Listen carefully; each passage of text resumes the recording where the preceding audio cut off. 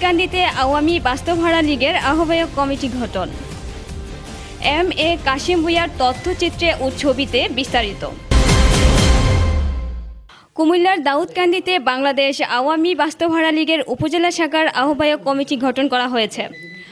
গত ২৮ মার্চ বৃহস্পতিবার বিকেলে উপজেলার একটি অভিজাত হোটেলে এক আলোচনা সভার মাধ্যমে এ কমিটি গঠন করা হয়।